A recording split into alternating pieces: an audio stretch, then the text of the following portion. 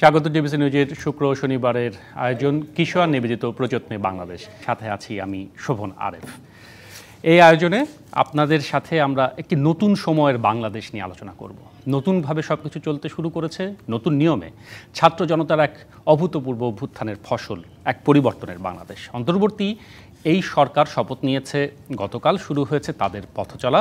এই পথচলা সঙ্গী হয়ে আমাদের গন্তব্য এখন কোথায়, এসব নিয়ে আলোচনা হবে। আলোচনার জন্য আমরা আমাদের স্টুডিওতে পেয়েছি দুজন শিক্ষাবিদকে। আছেন ঢাকা বিশ্ববিদ্যালয় সমাজবিজ্ঞান বিভাগের অধ্যাপক ডক্টর আমানুল্লাহ ফেরদৌস, আপনাকে স্বাগত জানাচ্ছি, এবং আছেন ঢাকা বিশ্ববিদ্যালয় ইসলামের ইতিহাস ও সংস্কৃতি বিভাগের অধ্যাপক ডক্টর এম সিদ্দিকুর রহমান খান, আপনাকেও স্বাগত জানাচ্ছি। ধন্যবাদ। আপনাদেরকে কাছে পেয়ে খুব ভালো লাগলো, কারণ এমন একটি পরিবর্তিত সময় আমরা আলোচনা শুরু করছি যেখানে আপনাদের মতো যারা তাত্ত্বিক আলোচনা করেন এবং এই বিষয়টিকে খুব নিবিড়ভাবে পর্যবেক্ষণ করেছেন, তাদের এক ধরনের মতামত খুব জরুরি। যেটি আসলে বলছিলাম, আমরা যেটি খবরেও জানিয়েছি যে নতুন অন্তর্বর্তী সরকারের যাত্রা শুরু হয়েছে, জনজীবন এক ধরনের স্বস্তি আসা শুরু হয়েছে, এবং তারা বলেছেন যে আনুষ্ঠানিকভাবে বৈঠক করে সিদ্ধান্ত নিয়েছেন যে শিক্ষার্থীদের ওপর চালানোর প্রতিটি গুলির এক তদন্ত হবে, সেটির এক ধরনের বিচারের তারা দিয়েছেন। শুরুতে ডক্টর আমানুল্লাহ ফেরদৌস, আপনার কাছে যদি আসি, আসলে বাংলাদেশ এখন কোন দিকে যাচ্ছে সেই আলোচনায় যে সরকারকে আমরা গতকাল পেলাম, যে রূপরেখাটি স্পষ্ট হলো, যে ক্যাবিনেটটি আমরা দেখছি, তাদের মধ্যে দপ্তর বন্টনও হয়েছে, সেটিকে আপনি কিভাবে দেখছেন, তার প্রতিক্রিয়া? আপনাকে ধন্যবাদ, আমার সহ আলোচক প্রফেসর সিদ্দিক এবং যারা শুনছেন। আমার মনে হয় বাংলাদেশটাকে নিয়ে আমরা যে গত 2 মাস যে একটা ভয়ঙ্কর পরিস্থিতির দিকে ছিলাম, এবং যে ধরনের একটা সারা জাতি যেভাবে স্তম্ভিত হয়ে গিয়েছিল, এবং আমাদের মননে এবং মানসিকতাতে যে ধরনের ট্রমা সিচুয়েশন তৈরি হয়েছিল, সেই জায়গা থেকে গতকালকে বাংলাদেশ বের হয়েছে। এটা যদি আপনি জিজ্ঞাসা করেন একজন সমাজবিজ্ঞানী হিসেবে, আমি বলবো সেই জায়গাটা থেকে জনজীবনে এক ধরনের স্বস্তি এসেছে যে আমাদের একটা সরকার প্রতিষ্ঠিত হয়েছে। এই স্বস্তিটা খুব জরুরি দরকার ছিল, আর আগে করতে পারলে ভালো হতো। তারপরে আপনাকে যে জিনিসটা মনে রাখতে হবে যে ডক্টর ইউনূসের একটা অ্যাকসেপ্টেবিলিটি আছে সারা বিশ্বে। বাংলাদেশে সাধারণ মানুষের ভিতরে এক ধরনের অ্যাকসেপ্টেবিলিটি আছে, কর্পোরেট ওয়ার্ল্ডে এক ধরনের অ্যাকসেপ্টেবিলিটি আছে, দাতা সংস্থা যারা আছেন তাদের কাছেও আছে, এবং আপনি এই যে সাধারণ মানুষ যারা, তারাও এই ডক্টর মোহাম্মদ ইউনূসকে চিনেন, এবং তার কানেকশনটা অনেক বড়, সারা বিশ্বেই তার কানেকশনটা অনেক বড়। সো তার যে বাংলাদেশের সামনের যে চ্যালেঞ্জগুলো আসছে, যে একটা অর্থনৈতিক চ্যালেঞ্জের যে বিষয়টা সামনে আসছে, একটা বড় বিষয় কিন্তু অর্থনৈতিক চ্যালেঞ্জ, সেই জায়গাটাতে ডক্টর মোহাম্মদ ইউনূস এবং প্রফেসর ডক্টর সালাউদ্দিন তারা আশা করে মানুষ যে তারা এটা সামাল দিতে পারবেন, যেহেতু তাদের কোনো এজেন্ডা নাই, তাদের কোনো লেভেলিং নাই, তারা এই জায়গাটাতে তারা সামাল দিতে পারবেন। তারপরে যারা অন্যরা যারা আছেন, ডক্টর আসিফ নজরুল, প্রফেসর আসিফ নজরুলকে চিনি আমি প্রায় 40 বছর ধরে, তারও নিজস্ব কোনো এজেন্ডা নাই। তো এই জায়গাটাতে বা শিক্ষাতে যারা আসতেছেন বা অন্যান্য জায়গাতে যারা আসছেন, শিক্ষা মনে হয় প্রধান উপদেষ্টার হাতে, সেই জায়গাটাতে বাংলাদেশ, আশা করি আমি যে বাংলাদেশ ভালো হবে। এটার পিছনে আরেকটা কারণ আছে, যে ডক্টর ইউনূসের নেতৃত্বে যে সরকারটা প্রতিষ্ঠিত হয়েছে, ডক্টর ইউনূস কিন্তু ইসলামিক না, ডক্টর বাম না, তারপরে আপনার একদম হার্ডকোর ক্যাপিটালিস্টিক না, একটা লিবারেল ক্যাপিটালিজমের প্রবক্তা আপনি বলতে পারেন। সো তার যে এই যে সাইনবোর্ডটা, এই সাইনবোর্ডটা বাংলাদেশের জন্য, একটা প্রগ্রেসিভ বাংলাদেশের জন্য, একটা উন্নয়নশীল বাংলাদেশের জন্য, একটা গণতান্ত্রিক বাংলাদেশের জন্য, এবং উনি গণতান্ত্রিক বাংলাদেশের জন্য আমার যেটা ধারণা সেটা যে একদম আনপ্যারালাল, এবং আশা করা যায় যে আগামী কিছুদিনের ভিতরেই হয়তো তাদের পুরো কাজগুলো করতে একটু সময় লাগবে, কারণ পুরো সিস্টেমটাই তো ধ্বংস হয়ে গেছে। আপনার সমাজের প্রত্যেকটা সেক্টরে, প্রত্যেকটা ইনস্টিটিউশন ডিভাইডেড হয়ে গেছে এবং ধ্বংস করা হয়ে গেছে। এবং আপনি আমলাতন্ত্রের ভিতরে ঢুকেন, শেষ। আপনি পুলিশে ঢুকেন, শেষ।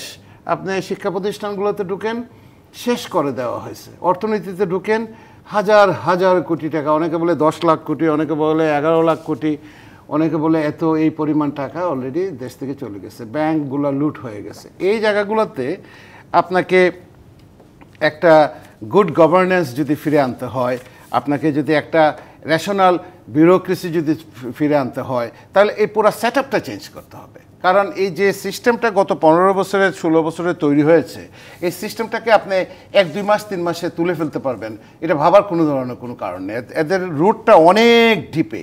সেই জায়গাটা থেকে বের হয়ে এসে আপনাকে পলিসি জায়গাতে হাত দিতে হবে। এখন পলিসির জায়গাতে হাত দিতে গেলেই সবসময় বেশি সময় লাগে। এখন পলিসির অনেকগুলো বিষয় আছে যে পলিসির বিষয়গুলো পরবর্তী সরকার এসে, রাজনৈতিক সরকার এসে নাও করতে পারে। মানে আমরা যে রাষ্ট্র সংস্কারের কথা বলছি, সেগুলা রাজনৈতিক সরকার এসে নাও করতে পারে, তাদের এজেন্ডাতে সেটা নাও থাকতে পারে। যদিও কোনো কোনো রাজনৈতিক সংগঠন বলছেন, যেমন বিএনপি বলছে যে তারা আপার কক্ষ করবে সংসদে। না, এই যে রাষ্ট্র মেরামতের এইটি তো তাদের একটি ম্যানিফেস্টোর মতো তারা দিয়েছিল আরো বছর খানেক আগে। ম্যানিফেস্টোর মতো দিয়েছে, এবং বিএনপির যে ম্যানিফেস্টোটা দিয়েছে সেই ম্যানিফেস্টোটা ভালো ম্যানিফেস্টো, এবং এটাতে কাজ করেছিল রাষ্ট্র সংস্কার আন্দোলন এবং আরো যারা ছিল, তাদের আলোকেই কিন্তু এই রাষ্ট্র সংস্কার। এখন এই জায়গাটাতে তারা কতটুকু কনসেন্ট্রেট করতে পারবে, এই বিপ্লব, এই গণ অভ্যুত্থান, এই গণহত্যাকে রিফ্লেক্ট করার মতো সেই জায়গাগুলোতে আপনাকে এই সরকার যদি কিছু কাজ করে দিয়ে যায়, তাহলে পরবর্তী যে রাজনৈতিক সরকার, দেশ তো চালাবে রাজনৈতিক সরকার, ওনারা তো আর দেশ চালাবেন না।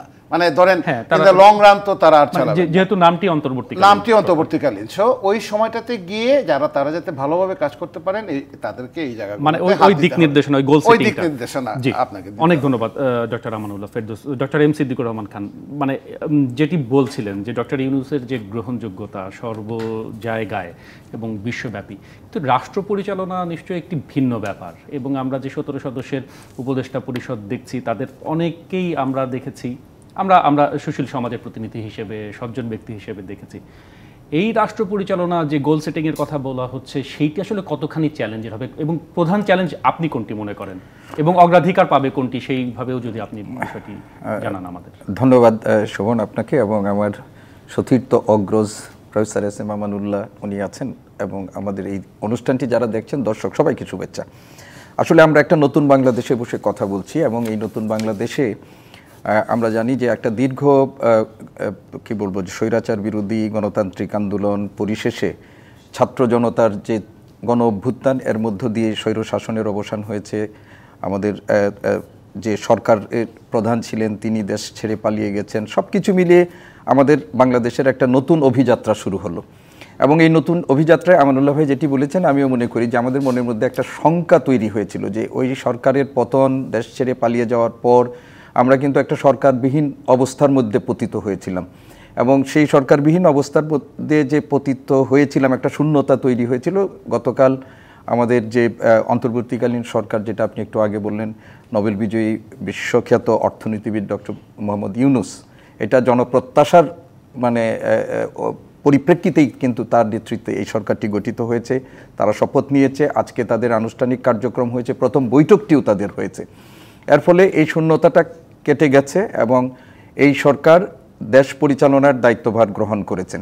আমি আমার এই বক্তব্যের শুরুতেই তাদেরকে অভিনন্দন জানাচ্ছি। ডক্টর মোহাম্মদ ইউনূস তিনি বিশ্বনন্দিত হলেও আমাদের দেশে কিন্তু দীর্ঘদিন তিনি নিন্দিত হয়েছেন। তাকে খলনায়ক বানানোর একটা অপচেষ্টা করা হয়েছে, এবং 84 বছর বয়সে তাকে আদালতের দ্বারে দ্বারে কেমন করে ঘোরানো হয়েছে, এটা আমরা দেখেছি সবাই। তো সেই ডক্টর মোহাম্মদ ইউনূসের নেতৃত্বে যে সরকারটি গঠিত হলো, সেই সরকারকে আমি আবারও অভিনন্দন জানাচ্ছি। এবং এই সরকারের যারা আছেন, আপনি বলেছেন যে বিভিন্ন শ্রেণী পেশার মানুষের প্রতিনিধিত্বের সমন্বয়ে কিন্তু সরকারটি গঠিত হয়েছে। এই সরকারের কাছে মানুষের প্রত্যাশা অনেক, এবং প্রথম কথা হলো মানুষের প্রত্যাশাটাই তাদের জন্য একটা বড় চ্যালেঞ্জ।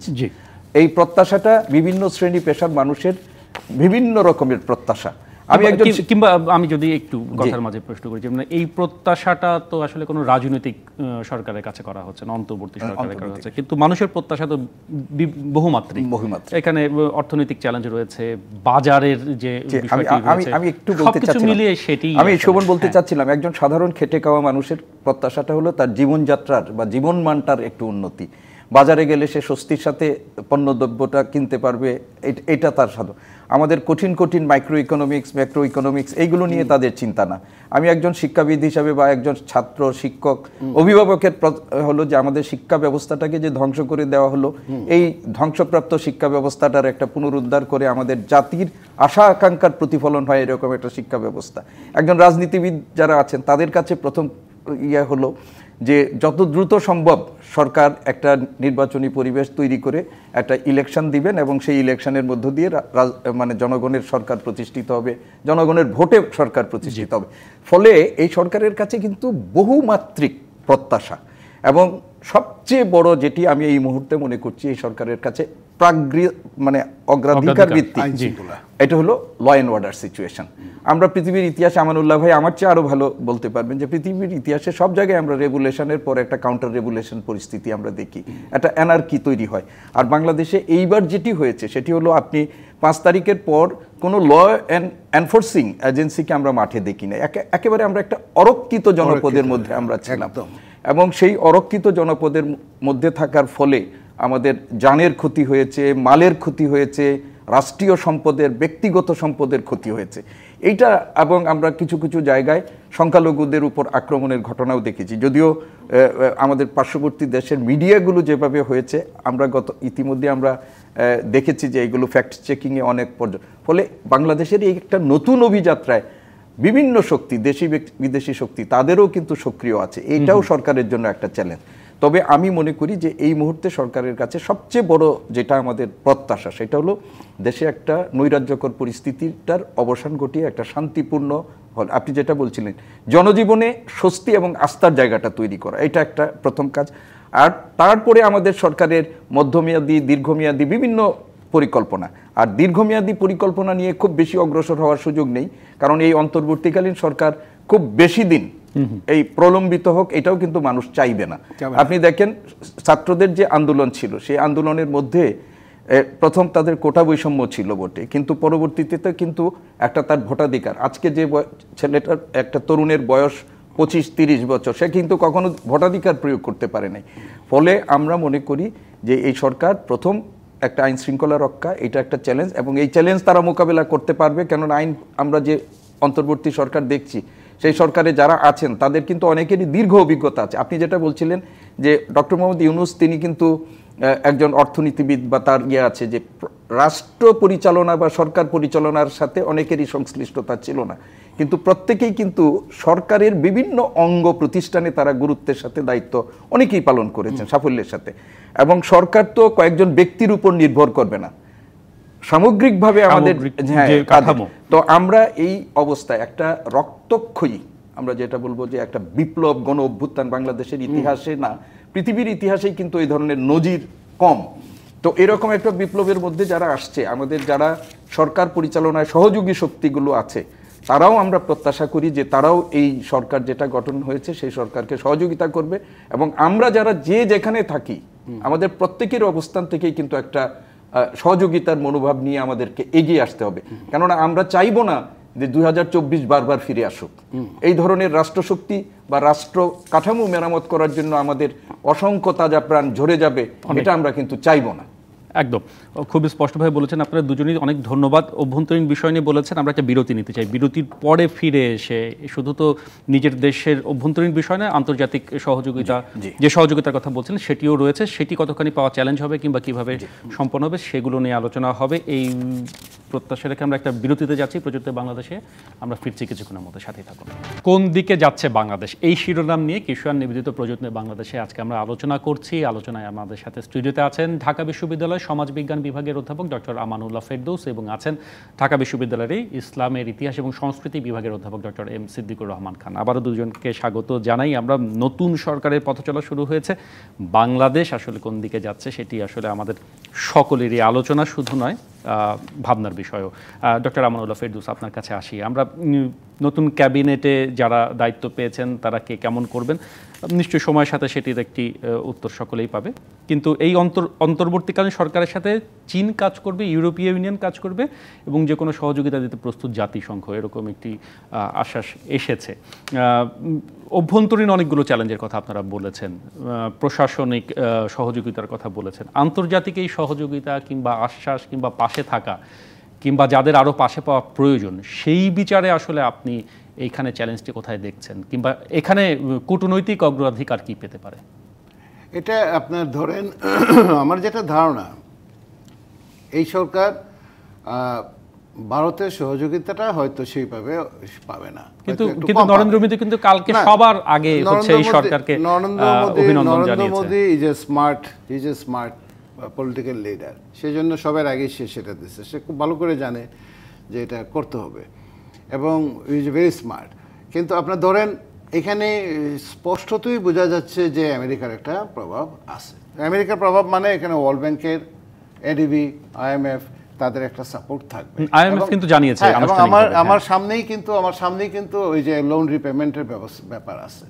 সো এই জায়গাটাতে এই সাপোর্টটা আমেরিকা থেকে, আমেরিকান এবং ইন্টারন্যাশনাল ডোনার অর্গানাইজেশন যারা আছে আইএফসি সহ, তাদের সাপোর্টটা ডক্টর মোহাম্মদ ইউনূস অথবা ডক্টর সালাউদ্দিন, এরা জানেন, হাইলি কম্পিটেন্ট, এগুলো নিয়েই তাদের সারা জীবন কাটেছেন, তারা এই জিনিসটা সামাল দিতে পারবেন।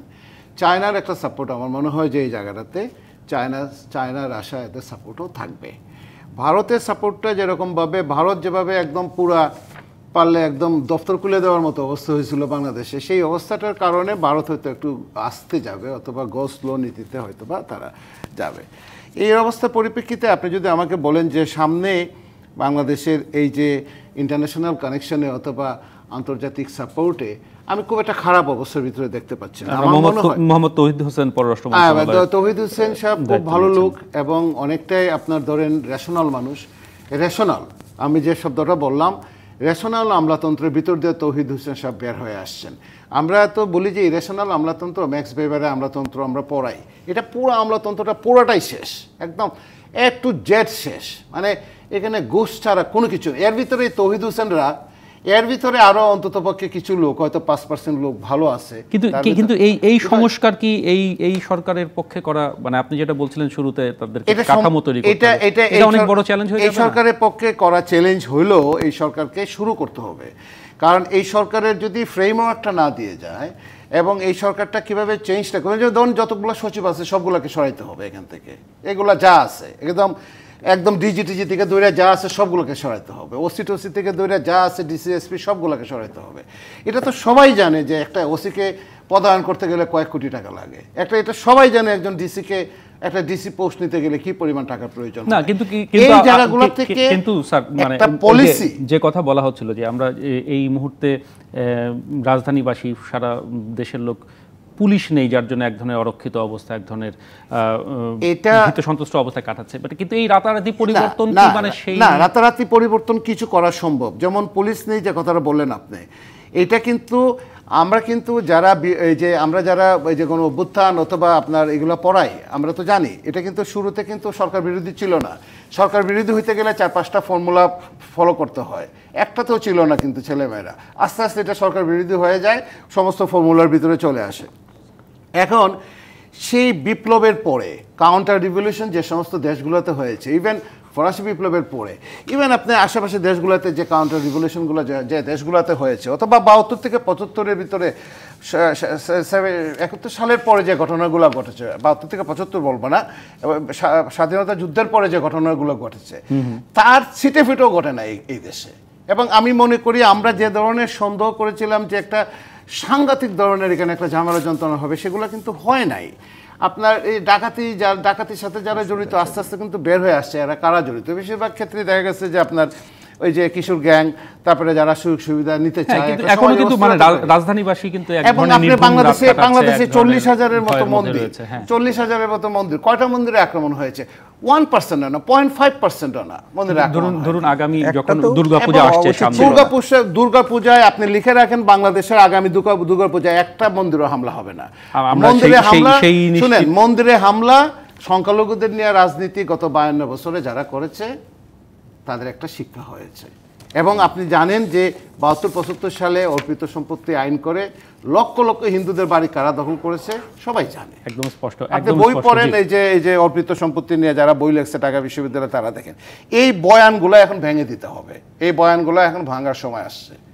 অনেক ধন্যবাদ ডক্টর সিদ্দিকুর রহমান খান, আপনার কাছে আসি। আমরা যেহেতু আন্তর্জাতিক প্রসঙ্গ নিয়ে আলোচনা করছিলাম, চীন, ইউরোপীয় ইউনিয়ন কিংবা পশ্চিমা সহযোগিতা, পশ্চিমা সমর্থন, সেটি নিশ্চয়ই খুবই গুরুত্বপূর্ণ। কিন্তু ধরুন একদম নিকটবর্তী প্রতিবেশী ভারতের সহযোগিতা যদি না থাকে, তাদের সাথে আমাদের যে বাণিজ্য, তাদের সাথে যে আমাদের অর্থনৈতিক এবং এক ধরনের সামাজিক যোগাযোগ, সেই জায়গাটি কি আসলে বিঘ্নিত হবে কিংবা সেটি কি কোনো প্রভাব ফেলবে?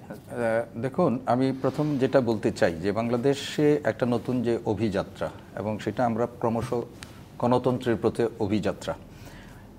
মার্কিন যুক্তরাষ্ট্র, ইউরোপীয় ইউনিয়ন, পশ্চিমা অনেক দেশ বাংলাদেশের যে গণতন্ত্রের যে আপনার দুরবস্থা বা গণতান্ত্রিক শাসন ব্যবস্থার যে অনুপস্থিতি, এইগুলো নিয়ে তারা দীর্ঘদিন ধরে কথা বলছেন। এবং গত নির্বাচনকে কেন্দ্র করে ইউরোপীয় ইউনিয়ন বা অন্যান্য বিশেষ করে মার্কিন যুক্তরাষ্ট্র বাংলাদেশে একটা অন্তর্বর্তীমূলক গ্রহণযোগ্য একটা নির্বাচন তারা খুবই প্রত্যাশা করেছিল, কিন্তু শেষ পর্যন্ত আমরা সেই নির্বাচনটা আমরা পাইনি। ফলে বাংলাদেশের উপর তাদের এক ধরনের ক্ষোভ ছিল, এক ধরনের হতাশা ছিল।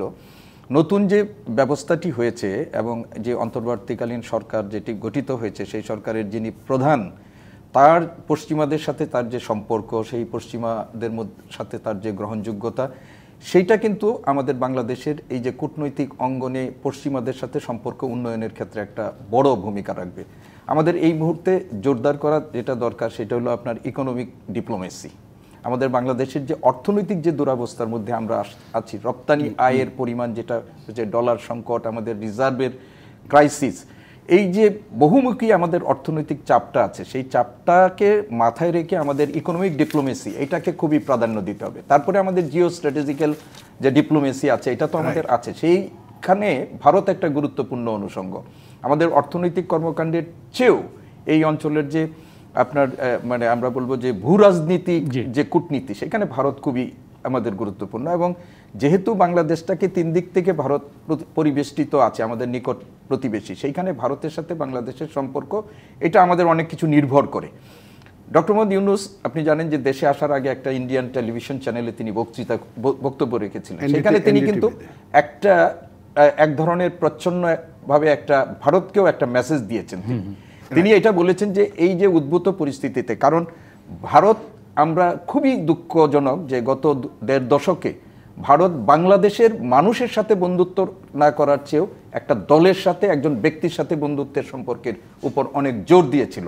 ফলে আজকে এই যে যিনি আমাদের ক্ষমতাচ্যুত প্রধানমন্ত্রী যিনি ভারতবর্ষে আছেন, তাকেও দীর্ঘমেয়াদী এইখানে একটা মানে কি বলবো যে অবস্থান করতে দিবে কি দিবে না, এটার মধ্যেও তাদের একটা দোদুল্যমান। কেননা ইতিমধ্যে এই প্রজন্মে যে প্রজন্ম বাংলাদেশের একটা রাষ্ট্র ব্যবস্থার পরিবর্তন করে ফেললো, সেই প্রজন্মের একটা ভারত বিরোধী মনোভাব করে ফেললো। সেই সরকারের, আমি শেষ কথাটা বলছি, এই যে ভারত বিরোধী মনোভাব, এটা তারা প্রলম্বিত করতে দিবে না। ফলে ভারতকেও 10 বার চিন্তা করতে হবে। ডক্টর মোহাম্মদ ইউনূস বলেছেন বাংলাদেশকে যদি কেউ অস্থিতিশীল করতে হয় তাহলে দুটো তাকে বিবেচনায় রাখতে হবে। আমাদের দক্ষিণ পূর্বাঞ্চলে যে 7 সিস্টার, সেটার কথা বলতে মায়ানমার, এর দ্বারা কিন্তু তিনি দুইটা দেশকেই একটা মেসেজ দিয়েছেন, একদিকে ইন্ডিয়াকে আরেকদিকে চায়নাকেও কিন্তু একটা মেসেজ তিনি দিয়েছেন।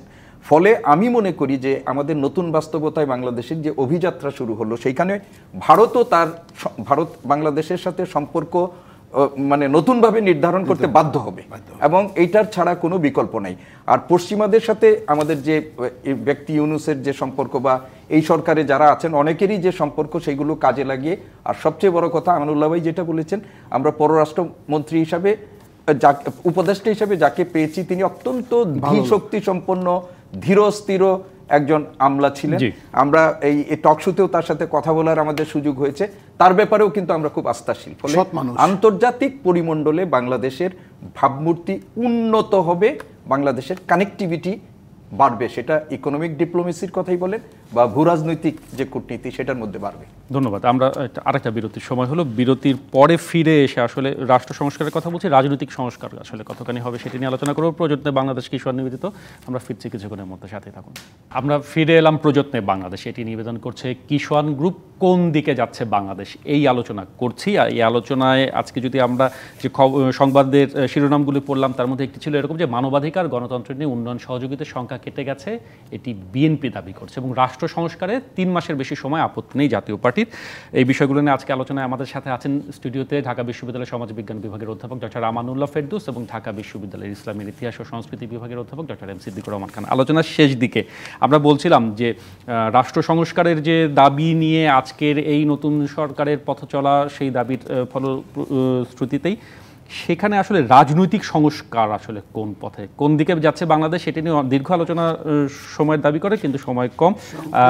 আমি আগে একটু ডক্টর সিদ্দিকুর রহমান স্যারের কাছে যাই। তিনি যদি বলেন যে গণতান্ত্রিক চর্চার যে কথা আমরা বলে থাকি রাজনৈতিক দলগুলোর মধ্যে, সেটি থেকে কি এবারের এই ঘটনায় রাজনৈতিক দলগুলো, বিদ্যমান দলগুলো সেই চর্চায় তারা যাবেন কিনা, সামনে নির্বাচন কবে হবে, সবকিছু মিলে সেটি কোন পথে? আজকে তাদের যে সভাটি হয়েছে, সেই প্রথম সভাতে বলা হয়েছে যে নির্বাচনী একটা পরিবেশ নিশ্চিত করেই তারা একটা নির্বাচন দিবেন।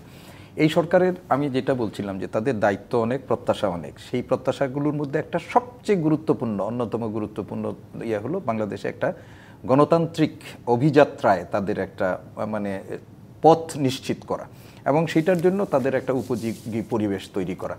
এখন আমি যেটা ব্যক্তিগতভাবে মনে করি, এইবারে 24-এর যে ছাত্র জনতার যে আন্দোলন, গণ অভ্যুত্থান, বিশেষ করে আমাদের তরুণ ছাত্র সমাজ, তারা যে বাংলাদেশের স্বপ্ন দেখছে এবং বাংলাদেশের ভবিষ্যৎ রাজনৈতিক কাঠামো বা যেটা চিন্তা করছে, সেটা কিন্তু তারা তাদের বক্তব্যে, তাদের কর্মকাণ্ডে ইতিমধ্যেই প্রমাণ করেছে। ফলে বাংলাদেশের যে রাজনৈতিক দলগুলো আছে, সেই রাজনৈতিক দলগুলোকেও আগামীর রাজনীতির জন্য চিন্তা করতে হবে।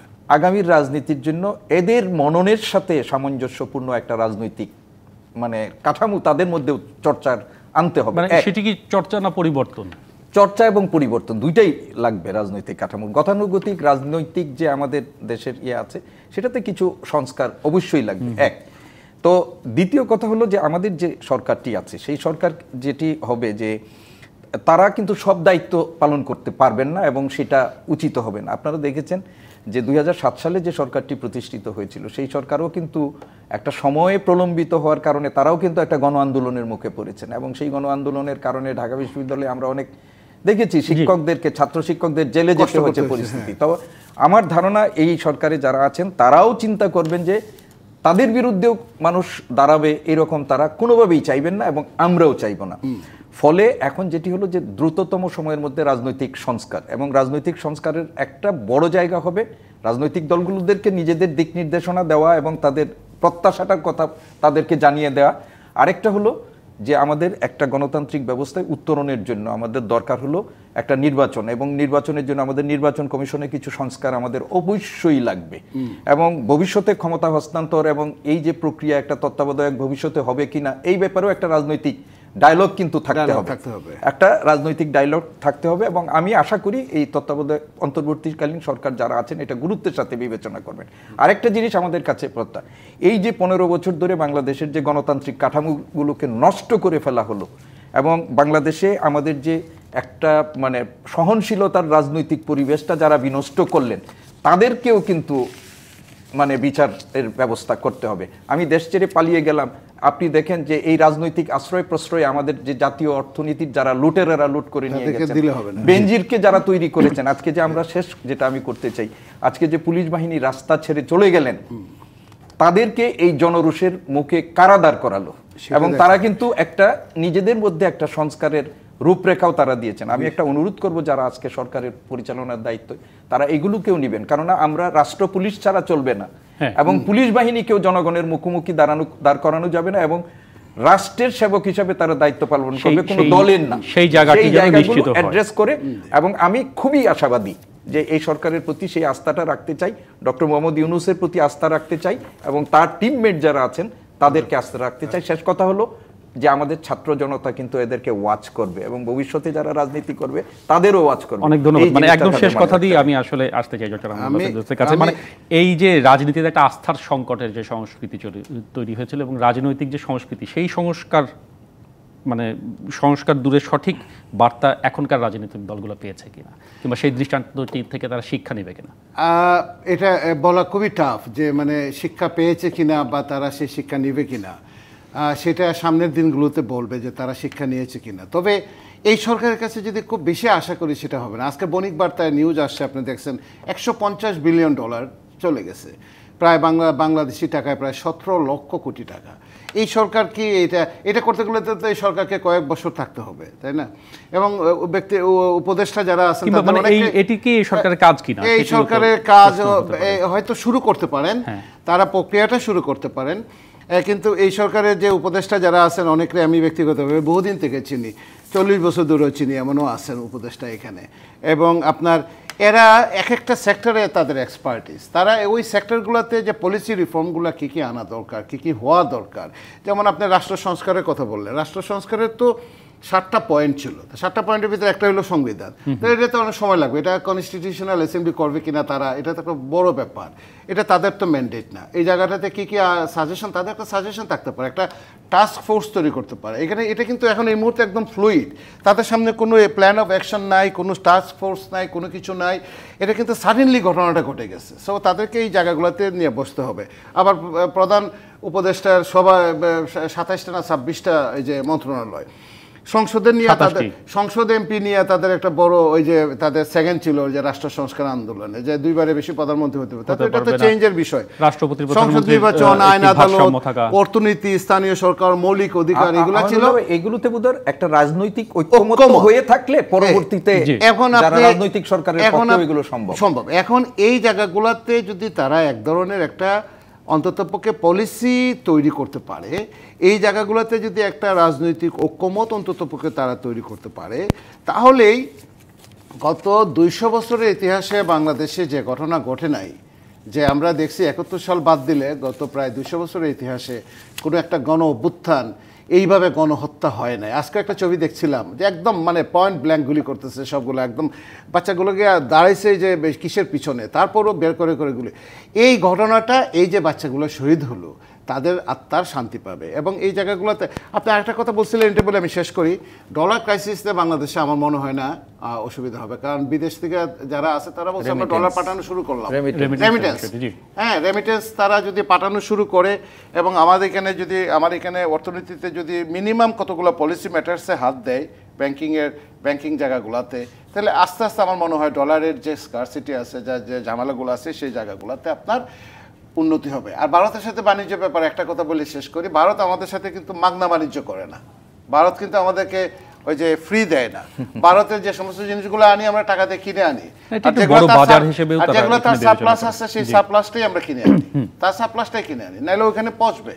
সো অত ভয় পাওয়ার কিছু নাই।